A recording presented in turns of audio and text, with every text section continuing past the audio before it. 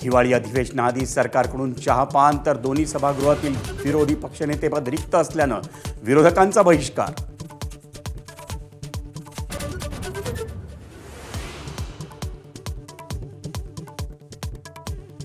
Indigo विमानसेवेच्या घोळाचा आमदारांना फटका. Ticket रद्द झाल्यानं नागपूर गाठण्यासाठी अनेक आमदारांचा रस्त्यानं प्रवास.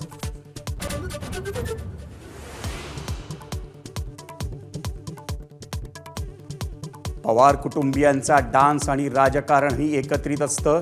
2024च्या विधानसभेत शिकार झालो.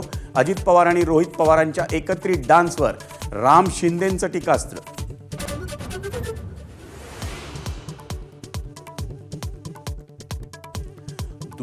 दुबार मतदार यादीनं भाजपच्या डोकेदुखीत वाढ. कल्याणमध्ये एका पॅनलमध्ये 1800 दुबार मतदार, तर नागपुरात भाजप आमदार कृष्णा खोपडेंसह 400 जणांचं यादीत 2 वेळा नाव.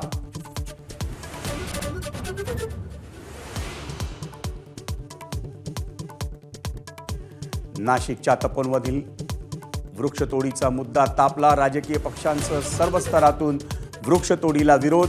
पथनाट्य सादर करून कलाकारांचंही आंदोलन.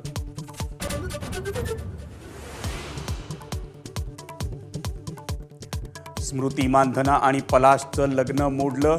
दोघांनी सोशल मीडियावर पोस्ट करून दिली माहिती, तर एकमेकांना अनफॉलो करत लग्नासंदर्भातील पोस्टही केल्या डिलीट.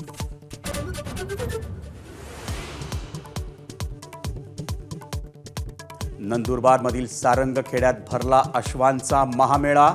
देशभरातून तब्बल 700 पेक्षा जास्त अश्व सहभागी. विविध स्पर्धेसाठी उभारला भव्य मंडप.